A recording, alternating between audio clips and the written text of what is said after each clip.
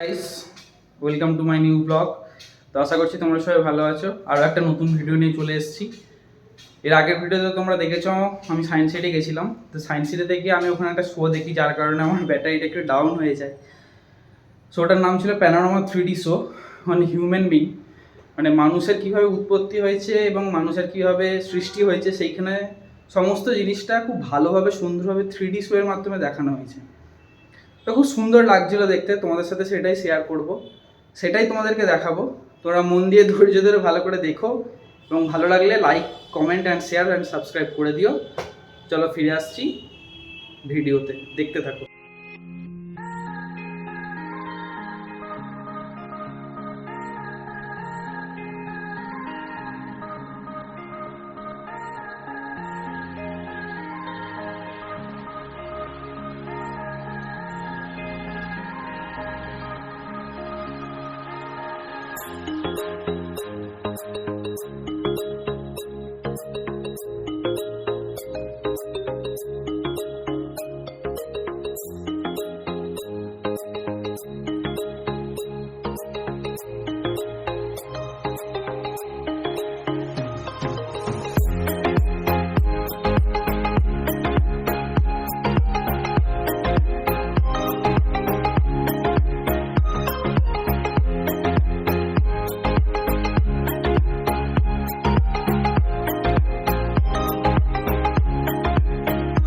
তাড়াতাড়ি তো লোক চলে আসে।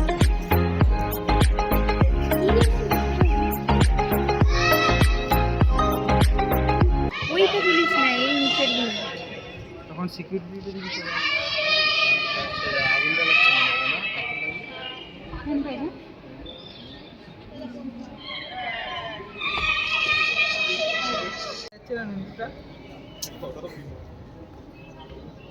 150 सालों में हमने जाना कि हमारे अस्तित्व के राज हमारे पैरों तले हैं, जमीन में दफन, और जीवाश्म हड्डियों में।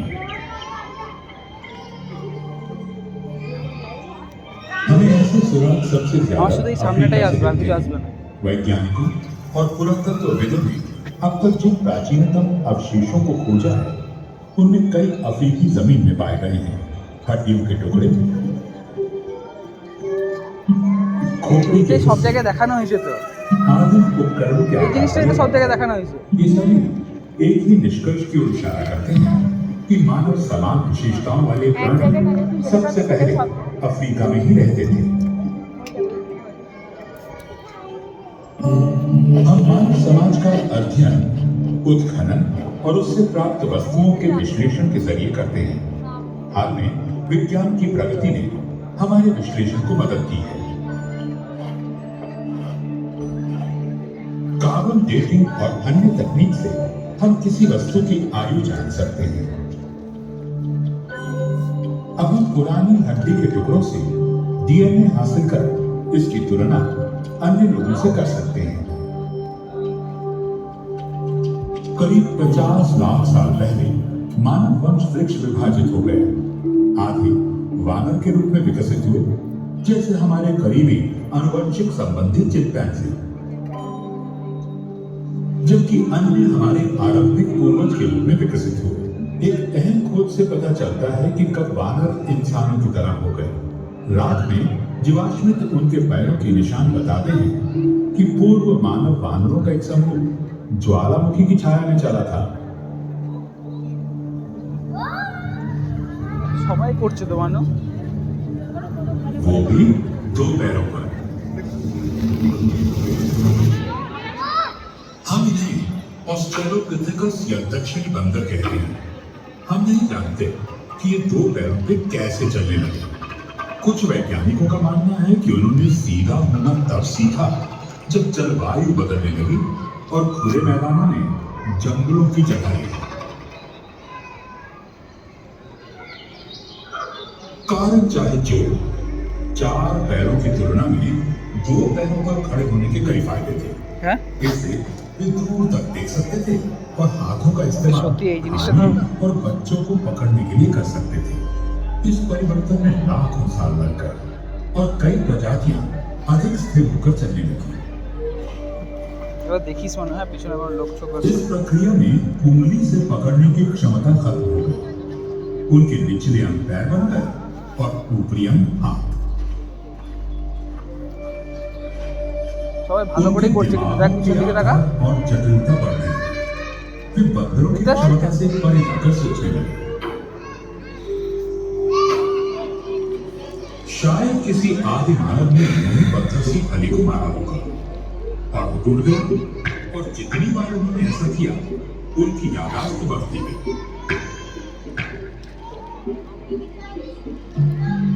कुछ समय बाद उन्होंने पत्थरों को ही तोड़ना शुरू किया और उन्हें नुकीला बनाया দেখ দেখ देख ताकि उनका इस्तेमाल फली तोड़ने के साथ साथ मांस काटने के সবাই लिए। করছে দেখ বৃষ্টি দেখ পিছন দিকে দেখ। हम इन्हें होमो मानव कहते हैं। उन्हें नए औजारों से अन्य जानवरों द्वारा छोड़े गए मांस को काटने में मदद मिली। मांस खाने से उन्हें अधिक प्रोटीन मिलने लगा। कुछ विशेषज्ञों का मानना है कि इस कारण उनके मस्तिष्क के आकार बढ़ गए। उनकी दादा बेशक कम रही होगी, मगर वे परिस्थितियों से अनुकूल होने में वानरों से अधिक सक्षम थे और वे अफ्रीकी जंगल वाले इलाकों से बाहर जाने लगे। आदि मानव को मांस की तलाश में वहां जाना पड़ता था जहां अन्य शिकारी थे। लगभग 20 लाख साल पहले होमो की एक नई प्रजाति उभरने लगी। होमो इरेक्टस सीधे खड़े होकर दूर तक चल सकते थे और इस प्रकार खतरों से भी बच सकते थे।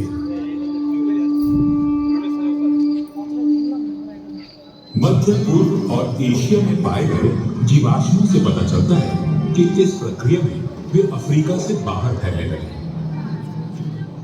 जैसे जैसे वे नई जगहों पर गए उन्होंने नए हुनर सीखे। उनके औजार बेहतर हुए जिनसे उन्हें मांस काटने में मदद मिली। अधिक धूल वाले खुले वातावरण में उनके बाल कम होने लगे। शिकार के तुरंत पहुंचने के लिए उन्होंने दौड़ना सीख ली। शरीर को ठंडा रखने के लिए उन्हें पसीने आने लगे क्योंकि उनमें अन्य जानवरों की तुलना में ज्यादा ग्रंथियां थी।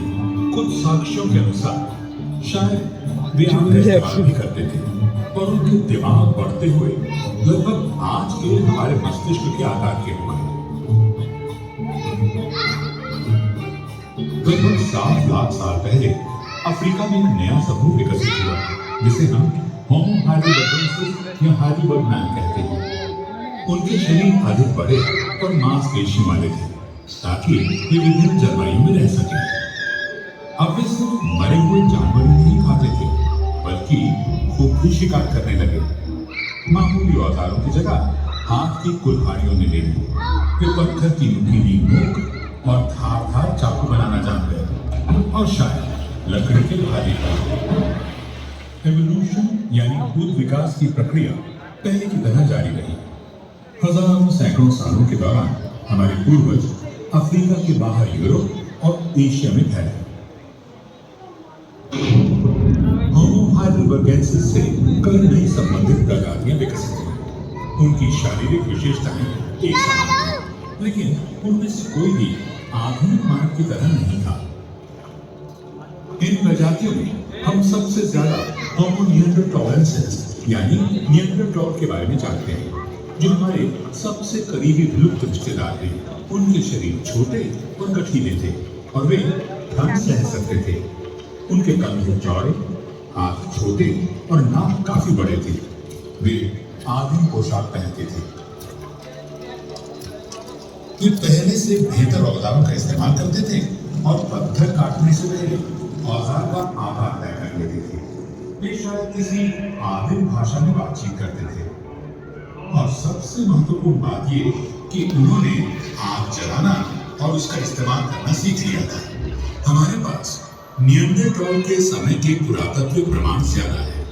निएंडरथॉल की जीवाश्मिक हड्डियों के फ्रैक्चर और जख्मों से हमें पता चलता है कि इनके जीवन मुश्किल भरे थे। लेकिन ऐसे भी उदाहरण हैं जिनसे पता चलता है कि उनकी उम्र लंबी भी हुआ करती थी।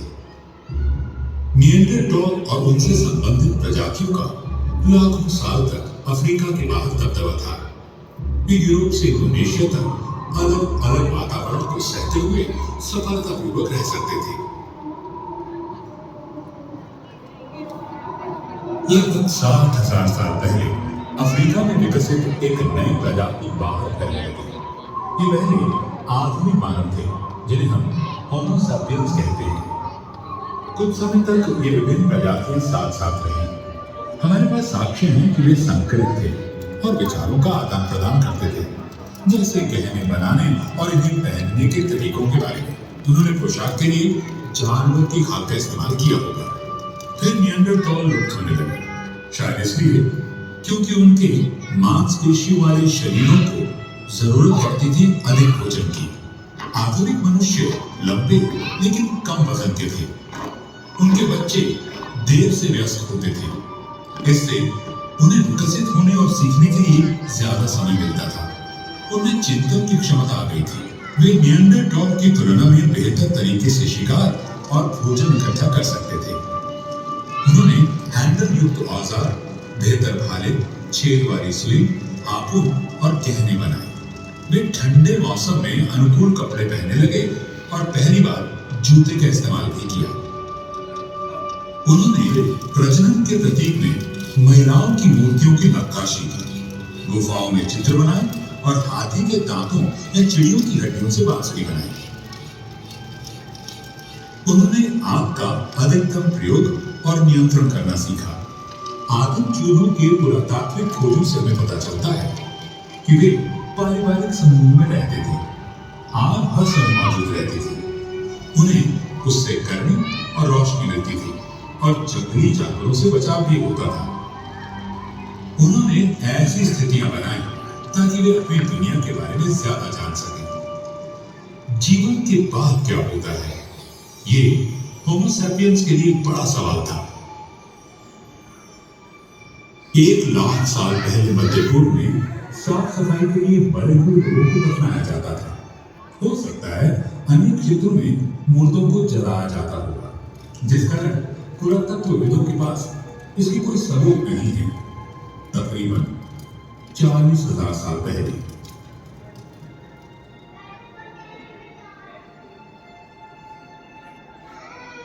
होमो सैपियंस ने इस प्रक्रिया में कुछ रस्मों को शामिल किया, मसलन शवों को सजाना और कब्र में प्रतीकात्मक वस्तुओं को रखना। लगभग 10,000 साल पहले मानव इतिहास में एक नया अध्याय खुला। कृषि और पालतू जानवरों के साथ बसा हुआ मानव समुदाय। इस समय से हमें मिट्टी के बर्तनों के सबूत मिले हैं जो खाना पकाने और उसे रखने के लिए इस्तेमाल होते थे।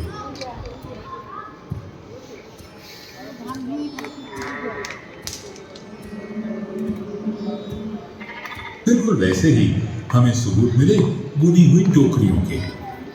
औजार और हथियार बनाने के लिए धातु कार्य भी प्रचलित था। मानव अपने अस्तित्व के सवालों का जवाब ढूंढने के लिए चित्रों, गीत संगीत और लिखित शब्दों के प्राचीन रूपों का इस्तेमाल करता था।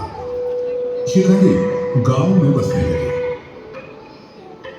और वे गांव मानव संस्कृति के उद्गम स्थल बन गए। लाखों सालों तक हमारे पूर्वजों की आबादी 10 लाख से भी कम थी।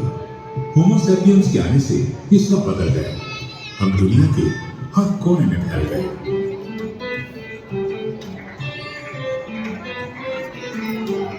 जैसे जैसे मानव आबादी बढ़ती और फैलती गई, स्थानीय समूह विकसित हुए और जैविक विविधता बढ़ी।